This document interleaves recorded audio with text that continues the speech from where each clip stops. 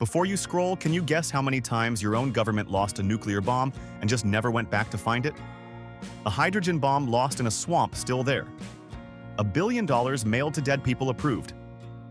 A Capitol dome that is secretly metal painted to fool you for 200 years. Welcome to 71 Dumbest Facts from Washington that make no sense. The Pentagon tried to build psychic soldiers. Congress spent 6 years arguing about a tomato. And every single word of this is real documented American history that somehow never made it into your textbooks. If Washington ran this well, none of this would exist. Subscribe before they regulate that button too. 1. Congress once sat down with perfectly good national problems to solve and instead spent 3 full Senate sessions passionately debating whether to replace the word American with United Statesian. Grown adults in suits, elected by real voters, burning through taxpayer-funded hours arguing over a word swap nobody outside that chamber ever requested. The motion eventually died quietly, the way most embarrassing things do in Washington, with no official announcement, no apology, and absolutely zero acknowledgement that any of it had ever happened. 2.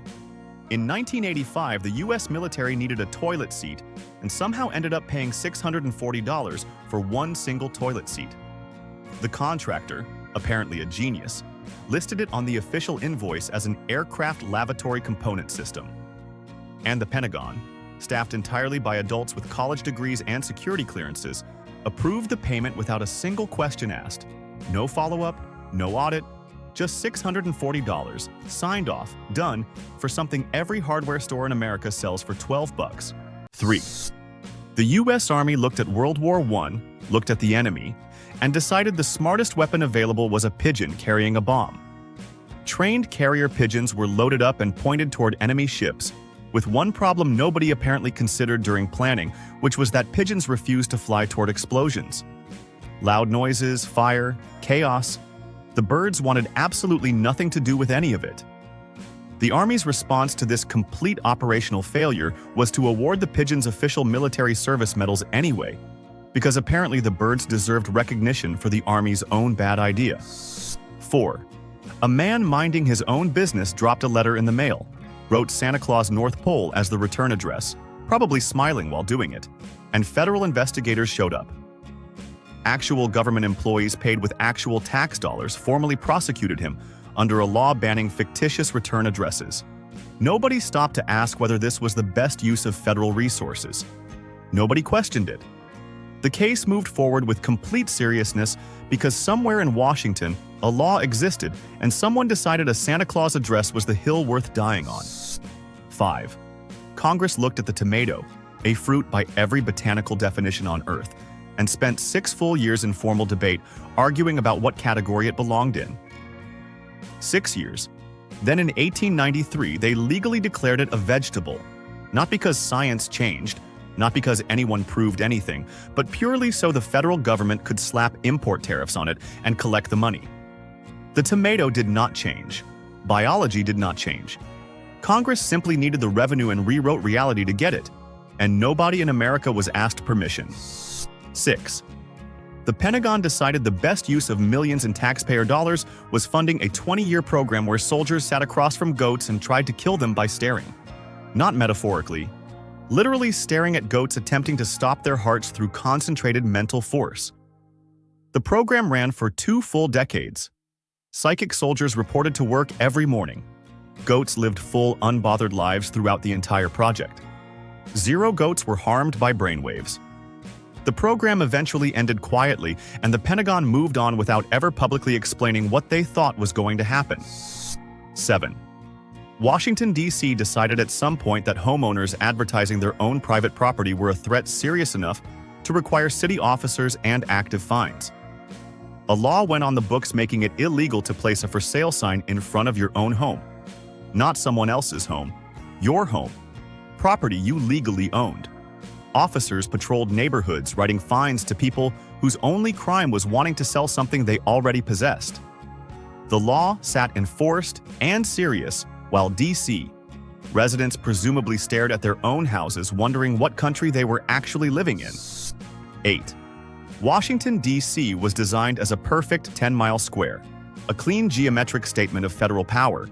And it worked beautifully until Virginia looked at its chunk and realized its residents had no right to vote in federal elections at all. That was the deal. Live inside the federal district and lose your voting rights. Virginia residents were not interested in that arrangement and made their feelings loudly known until 1846, when Virginia simply took its piece back. The perfect square became the lopsided shape it is today because American citizens refused to give up their votes for the sake of clean geometry. 9. President John Tyler fathered 15 children across his lifetime, which is already a remarkable personal achievement for any American president. But the story does not stop there.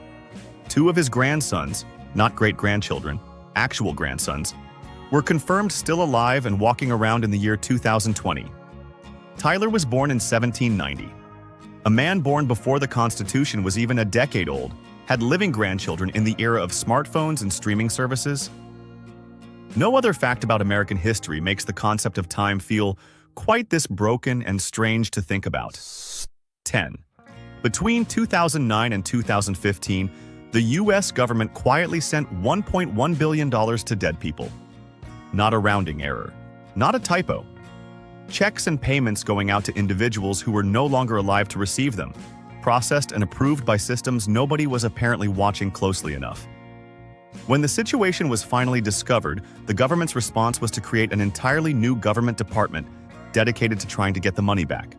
A new bureaucracy built to chase payments that a different bureaucracy never should have sent, funded by the same taxpayers who paid for both mistakes. 11.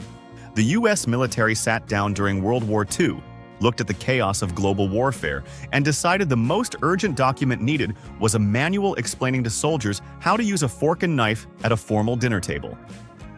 Generals who planned invasions also planned etiquette training, because Allied officers in London and Paris were reportedly unimpressed by American table manners, and the military decided this was a national security concern worth addressing in print. The manual was distributed and read by men who would shortly be storming beaches, but first needed to know which fork was for salad. 12. Somewhere inside the United States, federal legal code sits a law making it a criminal offense to impersonate a 4-H club member. Not a police officer, not a federal agent. A 4-H club member, the agricultural youth organization known for teaching children about farming and livestock. Anyone caught pretending to belong to this organization faces up to 6 months in federal prison. The law exists, it is enforceable, and somewhere a congressional committee once sat in a room and decided this specific impersonation was dangerous enough to require serious federal prison time as a consequence. 13. IRS employees. The same people responsible for making sure every American files taxes correctly and completely, call their own agency's taxpayer helpline, and receive the wrong answer approximately 20% of the time. This was not a rumor or a complaint from a frustrated taxpayer. Official government audits of IRS staff accuracy rates confirmed the number. 1 in 5 calls made by the IRS's own workers to the IRS's own phone line produces incorrect information. The agency built to hold Americans accountable for financial accuracy cannot reliably give its own employees the right answer about its own rules. 14. Congress looked at the National Institutes of Health, one of the most respected scientific research bodies on Earth, and formally demanded they produce measurable scientific data proving that prayer cures disease. Not suggesting the study, not recommending it, formally requiring it, with a deadline of 1 single fiscal year to deliver quantifiable results. Scientists at the NIH, people with decades of research training and peer-reviewed careers, were handed this mandate by elected officials and expected to treat it as a legitimate research priority on the same level as cancer treatment and infectious disease. 15. Washington, D.C. placed a law on its books making it illegal to whistle on Sundays. Not to play loud music, not to disturb the peace in any dramatic way. To whistle, a person walking down a D.C. street on a Sunday afternoon producing a cheerful tune with their own mouth was technically committing a violation. The remarkable part is not that the law was written, strange laws appear everywhere, but that nobody in Washington, D.C. government ever formally repealed it, leaving it sitting technically enforceable on the official books until the year 2004. 16. President Andrew Jackson received a gift that most people would quietly redirect somewhere appropriate, which was a 1,400-pound block of cheddar cheese. Jackson did not redirect it. He placed the entire block in the White House entrance foyer, where it sat for 2 full years, aging, sweating, and filling the halls of the executive mansion with a powerful dairy aroma. When he finally decided it was time for the cheese to go, he threw an open public party, invited Washington citizens inside the White House, and watched every last crumb of a 1,400-pound cheese block disappear. 17. The U.S. Treasury has launched 11 different coin denominations throughout American history that it eventually had to kill off entirely because the American public simply refused to use them. The half-cent existed. The 2-cent piece existed. The 20-cent coin existed. Each one was designed, minted, distributed, and met with such complete public indifference that the government had no choice but to officially discontinue them. 11 separate attempts to introduce coins into American pockets, and 11 times ordinary Americans looked at the new denomination, decided it was unnecessary, and went about their lives without it. 18. The U.S. government developed a classified plan to detonate a nuclear bomb on the surface of the moon. Not to study anything, not to advance science, purely as a flex directed at the Soviet Union, a visual demonstration of American power so enormous it would be visible from Earth with the naked eye. The plan was real, it was serious. It had a code name which was Project A119, and actual scientists were assigned to work on it. The moon was nearly used as a billboard for American intimidation before someone in Washington decided this was perhaps not the best idea. 19. Federal law makes it illegal for any American citizen to lick a Sonoran desert toad. Not to harm it, not to capture it, specifically to lick it, because the skin of this particular toad secretes a psychoactive substance that the DEA has officially classified as a Schedule I controlled drug, placing it in the same legal category as heroin. The toad did not ask for this classification. It has no control over its own skin chemistry. But somewhere in America, a person licked one, federal officials found out, and the result was a law about toad licking on the national books. 20. Congress passed a law in 1867 prohibiting the destruction of government property, which sounds completely reasonable until the government spent years in formal floor debate arguing about whether confetti thrown at official parades legally qualified as destruction under that law. Elected senators and representatives stood at their podiums and seriously debated whether small pieces of paper tossed in celebration constituted a federal offense against government property. The debate was not a joke. It was not satire. It was the United States Congress doing what the United States Congress occasionally does, which is losing the plot entirely in plain public view. 21. The U.S. Patent Office spent the entire 1800s handing out valid approved patents for perpetual motion machines, devices that by the laws of physics as understood since Isaac Newton cannot exist and cannot work under any circumstances ever. Inventors walked in with drawings of impossible machines, patent clerks reviewed the applications, and the federal government officially stamped them legitimate. This continued for the entire 19th century until 1911, when the Patent Office finally decided that approving patents for physically impossible inventions was perhaps undermining the credibility of the entire operation and quietly banned the practice. 22. A federal theft case landed in a D.C. courtroom, and the judge looked at the evidence, reviewed the stolen item in question, which was one single McDonald's filet-o-fish sandwich, and dismissed the entire case. The judicial reasoning was that the sandwich represented negligible economic value under D.C. statute, meaning the court system, the prosecutor's office, the defense, the judge, and everyone else involved spent actual court time and taxpayer resources processing a fish sandwich theft before a judge finally looked up and decided this was not what the federal legal system was built for. 23. President William Howard Taft arrived at the White House as the heaviest president in American history and discovered fairly quickly that the existing bathtub was not built with his particular dimensions in mind.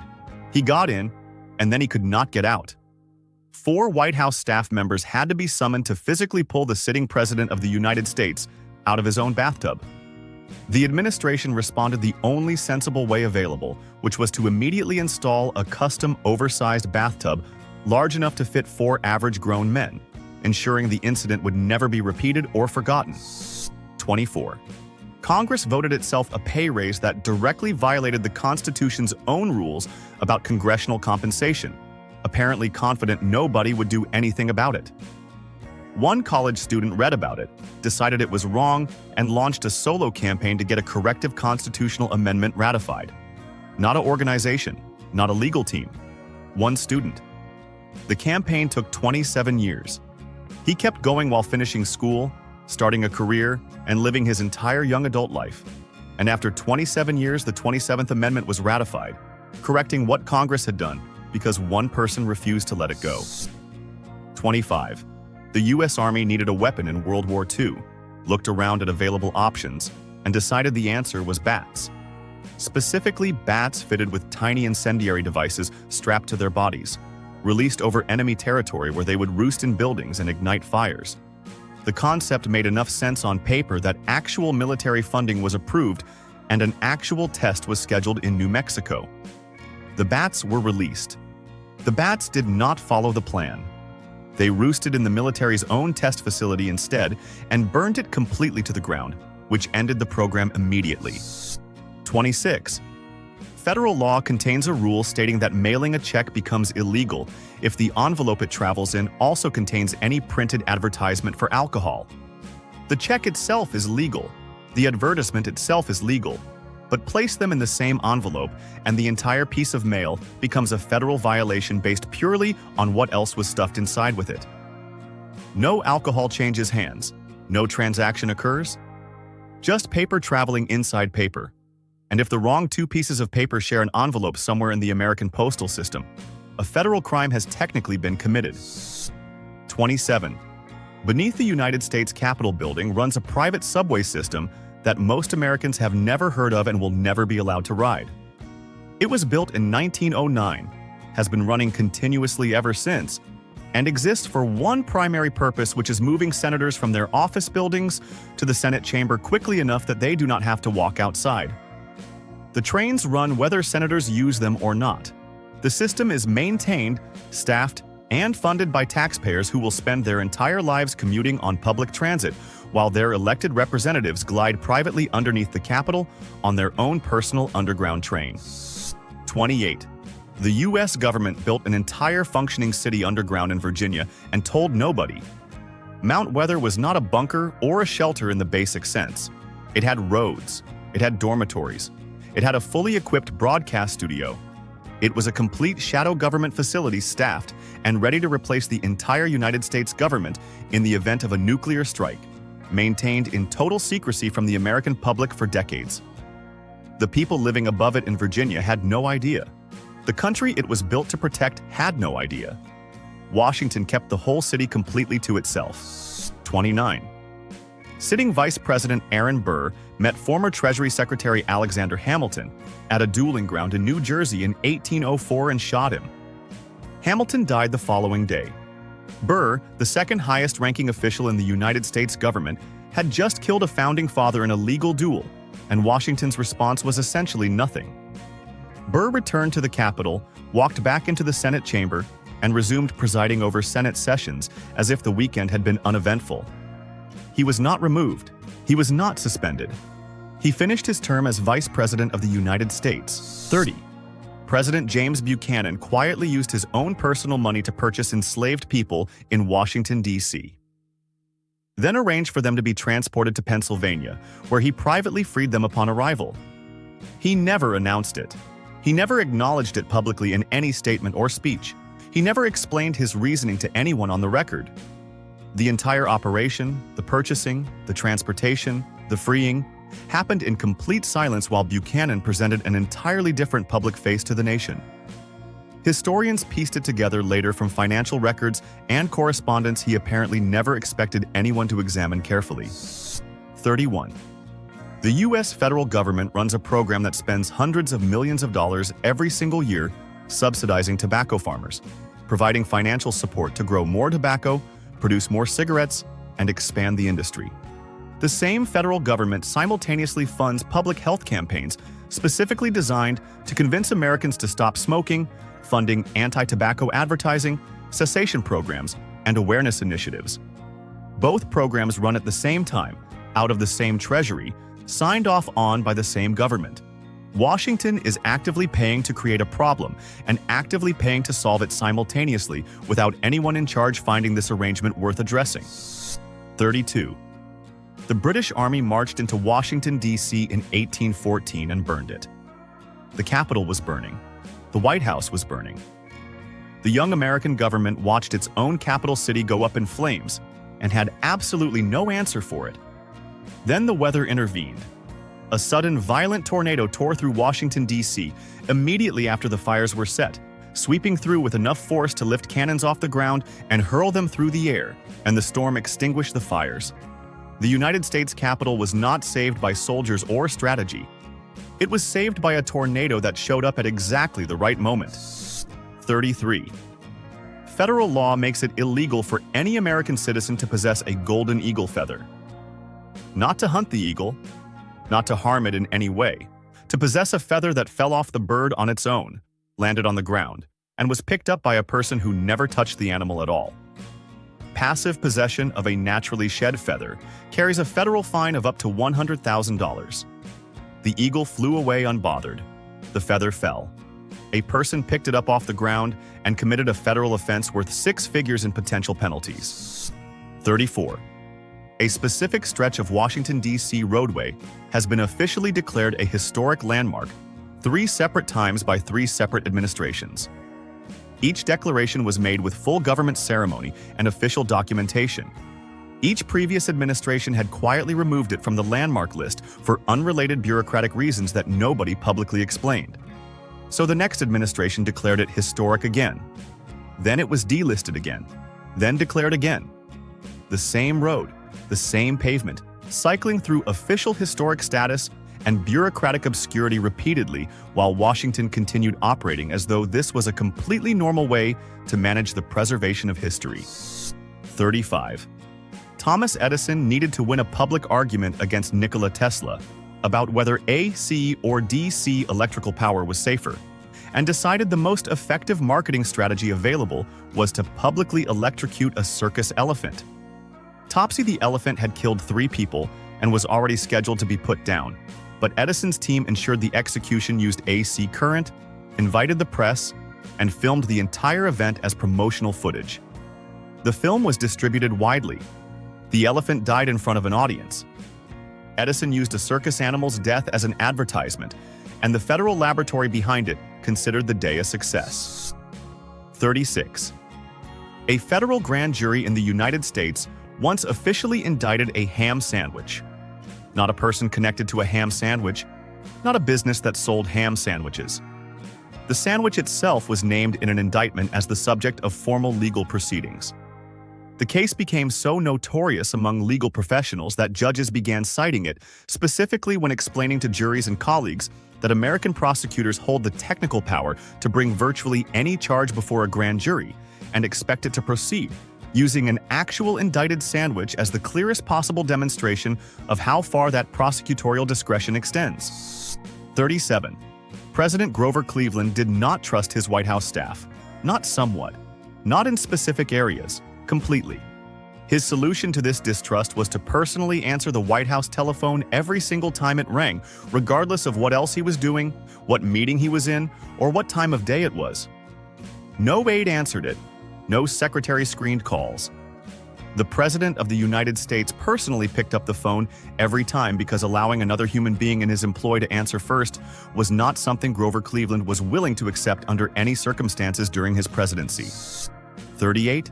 The Pentagon's accounting books recorded $21 trillion in unaccounted financial adjustments between 1998 and 2015. Not missing paperwork, not a bookkeeping delay. $21 trillion in adjustments that could not be explained, traced, or accounted for by any department within the defense establishment. The number exceeded the entire United States gross domestic product at the time it was discovered. A government agency managed money movements larger than the entire American economy without being able to explain where any of it went. And the official response from Washington was to issue no explanation to the American public whatsoever. 39. The U.S. military accidentally bombed neutral Switzerland during World War II. Then did it again. Then again. Then a 4th time. 4 separate bombing incidents targeting a country that had officially declared itself neutral and was not participating in the war in any capacity. Each time the military attributed the incident to navigational error. Each time the Swiss government, presumably with increasing frustration, formally drafted and mailed an official invoice to Washington, D.C., itemizing the damage and requesting payment. Switzerland, a neutral country watching a war from the sidelines, spent part of World War II sending America its own damage bills. 40. In 1886, Congress passed a federal law specifically banning the transportation of imitation butter across state lines if its packaging might confuse a reasonable consumer into thinking it was real butter. The law did not emerge from genuine public safety concerns.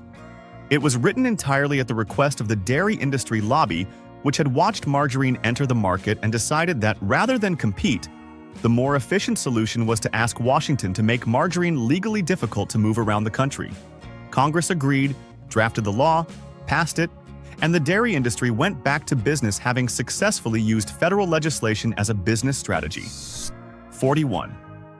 After the British burned the original Library of Congress in 1814, the United States government found itself without a national book collection and needed a replacement urgently. Thomas Jefferson, retired and living at Monticello, offered to sell his entire personal library to the government to fill the gap. Congress accepted. The collection arrived in Washington and officials began cataloging it, discovering that Jefferson's definition of a well-rounded library included extensive titles on wine selection, horse breeding, architecture, cooking, and cuisine. The man who wrote the Declaration of Independence had accidentally restocked the National Library with what was essentially a very sophisticated gentleman's personal reading collection. 42. The U.S. government spent years and significant federal funding teaching chimpanzees American Sign Language, running a program where researchers worked daily with chimps until the animals could hold genuine communicative conversations using sign. The program produced real results. The chimps learned. They signed back. They expressed needs and responses in a language humans understood. Then the government cut all funding and shut the entire program down with no transition plan, leaving the chimpanzees with a fully developed communication ability and nobody around them who understood sign language, effectively stranding the animals inside a language the rest of their world no longer spoke. 43. A man's dog was killed by a U.S. Postal Service mail truck, and he decided to sue the federal government for the loss. He won. The court awarded him $5,000 and in doing so, produced a ruling that established something uncomfortable and official on the American legal record, which is that pets are classified as property under federal law, not as family members, not as companions, not as any category that reflects what most Americans understand their relationship with their animals to actually be. The dog was legally equivalent to a damaged piece of furniture, and the ruling made that classification permanent federal precedent. 44. President John Adams and Thomas Jefferson, 2 founding fathers, 2 former presidents, and lifelong complicated rivals who had become friends in old age, both died on July 4, 1826, the nation's exact 50th birthday. The odds of this are essentially impossible, yet it happened. Adams spent his final hours believing Jefferson was still alive, and his documented last words were "Thomas Jefferson survives," spoken with apparent comfort and certainty. Jefferson had already been dead for several hours by the time Adams said it. 2 men who shaped the country died on its birthday within hours of each other, and one spent his last breath wrong about the other. 45. The U.S. Treasury printed a $100,000 bill in 1934, making it the largest denomination of currency ever produced in American history. It featured Woodrow Wilson's face. It was legal tender. It was also completely illegal for any member of the general American public to own, spend, or possess under any circumstances. The bill existed exclusively for internal transfers between Federal Reserve banks, moving large sums through the financial system without requiring physical counting of smaller bills. An American currency note worth $100,000 was printed, circulated, and handled regularly while being simultaneously illegal for any actual American to touch. 46. The U.S. military submitted a formal research proposal for a weapon they internally called the gay bomb. a chemical device designed to be deployed over enemy troops that would cause soldiers to become sexually attracted to each other. The documented goal was not to cause physical harm, but to collapse unit cohesion by introducing romantic distraction into combat situations.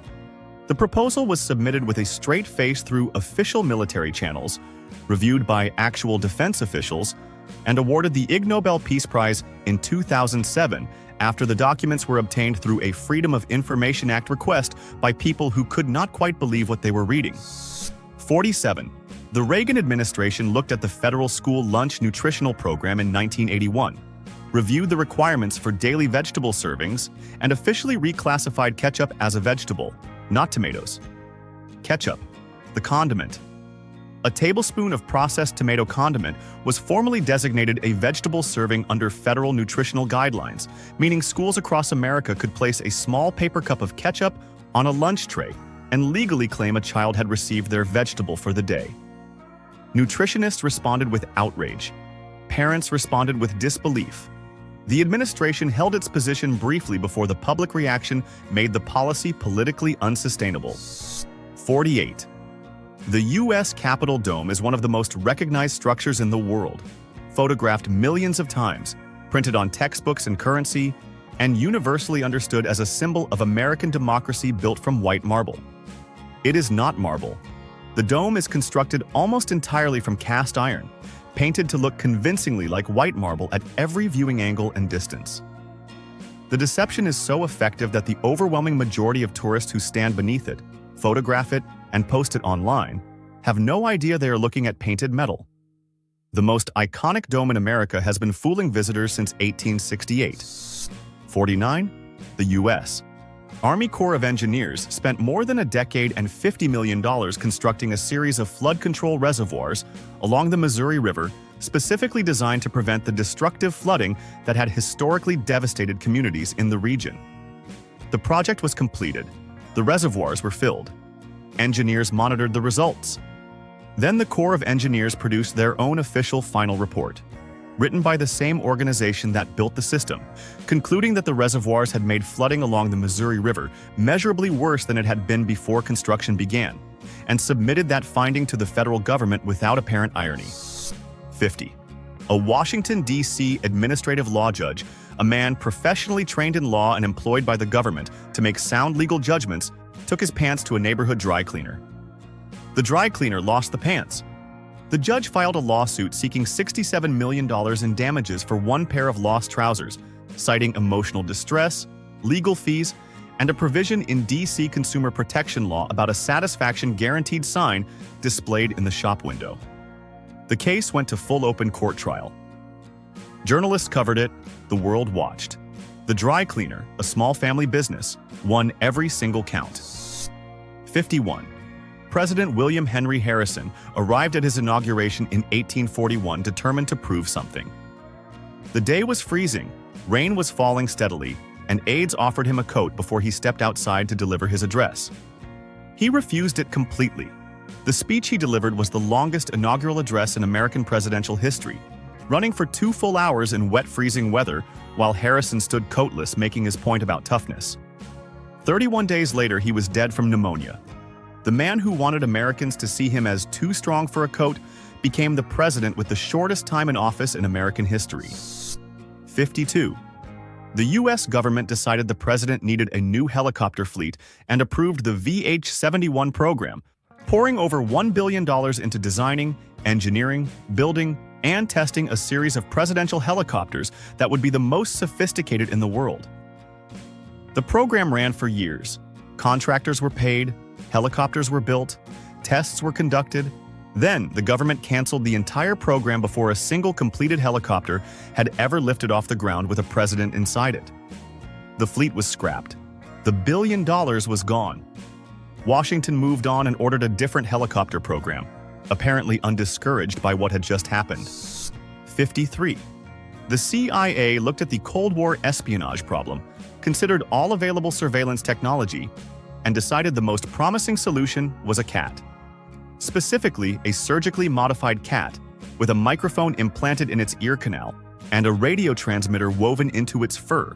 trained to walk casually near Soviet targets and transmit their conversations.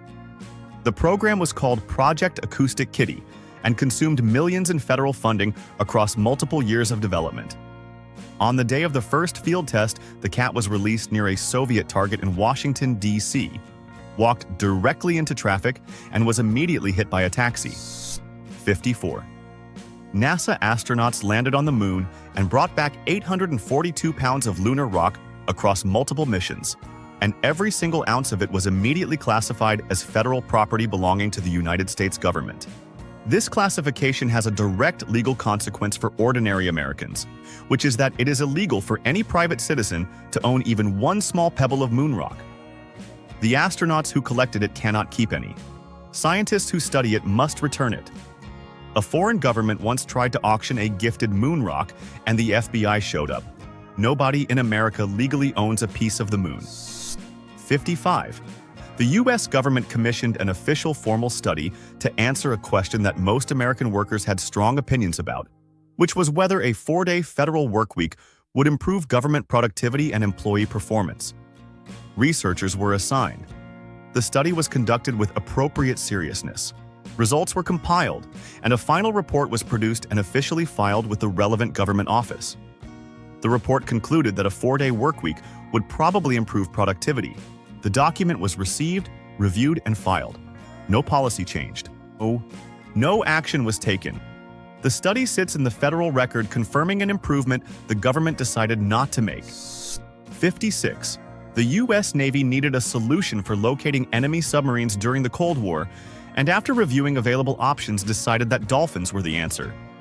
The Marine Mammal Program trained dolphins to detect submarines, locate underwater mines, and plant explosive devices on enemy vessels using their natural sonar capabilities with a precision no technology could match at the time. The program worked well enough that it never stopped. The Marine Mammal Program still officially exists today. United States Navy dolphins are not retired. They hold active military duty status, which means the American military currently has dolphins on the official payroll. 57. The first person in American history to be officially convicted of speeding was traveling at 12 miles per hour. Not on a highway, not in a vehicle with an engine. In a horse-drawn cab in New York City in 1899, moving at a pace most adults can match on a bicycle without significant effort. A police officer witnessed the dangerous velocity, gave chase, and caught the cab after a pursuit covering approximately 2 city blocks. The officer was on a bicycle. He caught a horse. The cab driver was arrested, charged, convicted, and entered the history books as America's first speeding criminal at 12 miles per hour. 58. A dinner guest sat next to President Calvin Coolidge at a formal White House dinner, leaned over during the meal, and told him she had made a bet with someone that she could get him to say at least 3 words before the evening ended. Coolidge, who had earned a national reputation for speaking as little as humanly possible in any social situation, looked at her, set down his fork, and replied with exactly 2 words: "You lose." Then he picked his fork back up and returned to eating in complete uninterrupted silence for the remainder of the dinner, having won the bet and communicated everything necessary in the process. 59. The U.S. Treasury introduced the $2 bill into American circulation with a specific and somewhat remarkable secret purpose, which was to identify and publicly shame men who visited brothels. The plan relied on the distinctive and uncommon nature of the denomination. Any man seen spending a $2 bill would immediately be recognized as someone who had recently received change at an illegal establishment, exposing his activities through his own wallet. The strategy assumed the bill would remain rare enough to function as a scarlet letter in paper form. Americans instead mostly just saved them as curiosities, which defeated the purpose entirely. 60. In 1958, a B-47 bomber flying over South Carolina experienced a mid-air collision serious enough that the crew made the decision to jettison the hydrogen bomb they were carrying before the situation became worse. The bomb fell. It landed in a swamp near the town of Florence, South Carolina, where it remains today. The military recovered the conventional explosives component, but the uranium core of the hydrogen bomb was never found, never extracted, and never removed. Residents of Florence, South Carolina have lived for decades with the confirmed knowledge that a hydrogen bomb's uranium core is somewhere beneath the ground in their general neighborhood. 61. Federal law requires anyone who wants to remove a shipwreck from the ocean floor off American coastlines to first obtain a federal permit, which sounds reasonable until the permit process is examined closely. Obtaining the permit requires submitting a full historical impact report documenting the wreck's significance, its condition, and its effect on the surrounding marine environment. The report takes so long to research, compile, review, and approve through proper federal channels that it routinely takes longer to complete the entire permit process than it would take the shipwreck itself to fully deteriorate and disappear naturally into the ocean floor on its own. 62. The federal government launched a documented public outreach program and distributed free smokeless tobacco starter kits to American households. Not warnings about tobacco, not cessation materials. Starter kits designed to introduce Americans to smokeless tobacco products, funded by federal money, packaged and mailed to homes across the country as part of an official government initiative. The program ran long enough to distribute a meaningful number of kits before someone in Washington apparently reconsidered the optics of a government, simultaneously warning citizens about tobacco dangers while also mailing them free samples to get started. And the program was quietly discontinued with no public announcement. 63. NASA received federal funding to study whether plants could successfully grow in lunar soil on the surface of the moon. The study was serious, the researchers were qualified, and the science behind the question was genuinely interesting. There was one logistical problem with the approved research program, which was that Congress had not yet passed any budget authorizing the crewed moon landing that would be required to actually travel to the moon, collect lunar soil samples, set up growing conditions, and conduct the experiment. The government funded the study of a question that could only be answered by a mission it had not yet agreed to fund. 64. In January 1919, a storage tank in Boston holding over 2 million gallons of molasses failed catastrophically and sent a wave of syrup 25 feet high, moving through city streets at 35 miles per hour. 21 people died, 150 were injured. Buildings were destroyed. Horses drowned in syrup. The disaster unfolded in a neighborhood that smelled strongly of molasses for years afterward, with the scent reportedly returning every summer for decades. The Great Molasses Flood is a real event in American history that killed more than 24 people and left a city smelling like a candy factory for a generation. 65. President Andrew Johnson and Congress had developed a relationship so hostile by 1867 that Congress decided the most efficient solution was to construct a legal trap specifically designed to catch him breaking a law. They wrote the Tenure of Office Act, passed it deliberately, and waited. The law restricted the president from removing certain officials without Senate approval. Johnson, either unaware of the trap or unwilling to accept the restriction, violated it. Congress immediately impeached him in 1868, using the violation they had engineered on purpose. Johnson survived removal from office by a single Senate vote, which was presumably one more than Congress had planned for. 66. The federal government has spent over $30 billion since 1970, prosecuting a war on drugs with marijuana listed as a primary target, funding enforcement, incarceration, and interdiction programs aimed at eliminating cannabis from American life. Simultaneously, the United States federal government holds patent number 6630507, an active patent on cannabinoids as a medical neuroprotectant, recognizing the plant's legitimate medical value in an official government document.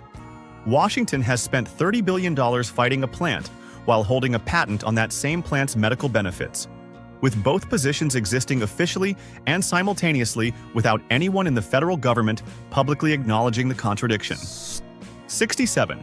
The U.S. Office of Strategic Services during World War II developed a plan to smuggle female sex hormones into Adolf Hitler's food through his private vegetable garden. The documented goal was not assassination. The goal was specifically to cause Hitler's mustache to fall out and his voice to rise in pitch, altering his appearance and authority in ways that would undermine his public image and weaken his hold on the German population.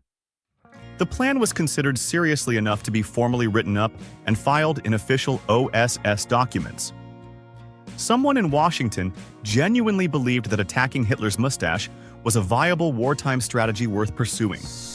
68. Federal law has prohibited the U.S. Post Office from delivering mail. On Sundays since 1912, a rule established over a century ago that has proven remarkably resistant to every attempt to change it. The prohibition has survived multiple administrations, shifting congressional priorities, 2 world wars, the digital revolution, and repeated formal attempts at repeal by postal officials who have calculated the efficiency losses and presented the numbers to lawmakers. Every repeal effort has failed. The Postal Service continues losing billions in operational efficiency every year. Observing a Sunday rest established when Woodrow Wilson was president and horses still delivered some of the mail. 69. The U.S. government built a secret underground bunker beneath the Greenbrier Resort in White Sulphur Springs, West Virginia, designed to house the entire United States Congress in the event of a nuclear strike. The facility was fully constructed, completely stocked, and maintained in operational readiness for 30 years without the American public knowing it existed beneath a luxury vacation destination. It remained secret through the Cold War, through multiple administrations, through decades of guests playing golf above it, until a single Washington Post journalist published a story revealing its exact location in 1992, after which the government immediately decommissioned the facility because the only thing that made it useful was secrecy. 70. The U.S. Army decided it needed to know whether listening to Mozart made soldiers measurably smarter and funded a formal 3-year study to find out. Researchers ran the program, collected data, analyzed results, and produced findings. The findings were that the Mozart effect, the measurable boost in cognitive performance from listening to classical music, lasted approximately 10 minutes. 10 minutes of slightly improved thinking was the return on a 3-year federally funded military research program. The Army's response to receiving these results was to classify the findings rather than release them publicly, ensuring that the American taxpayers who funded the study would not be reading the conclusion. 71. A Washington, D.C. man received a jaywalking citation and decided he was not going to pay it. Rather than ignoring it or simply accepting the fine, he went to federal court and built an actual legal defense around one very specific observation, which was that the crosswalk markings at his exact crossing location had faded so significantly below the federally mandated minimum visibility standard that the crosswalk legally could not be considered a functioning crosswalk at the time of his citation. The government's own failure to maintain its own infrastructure became his legal defense. He presented the argument. The court agreed. The citation was dismissed. And that is 71 dumbest facts from Washington that somehow all actually happened. Which one broke your brain the most? The psychic goat soldiers? The hydrogen bomb still sitting in a South Carolina swamp? Or Congress spending 6 years arguing about a tomato? Drop it in the comments right now because I genuinely need to know. If this video made you question everything you learned in history class, you are already on the right channel. Hit subscribe, smash that like button, and welcome to Dumbest Things, where American history gets the explanation it truly deserves.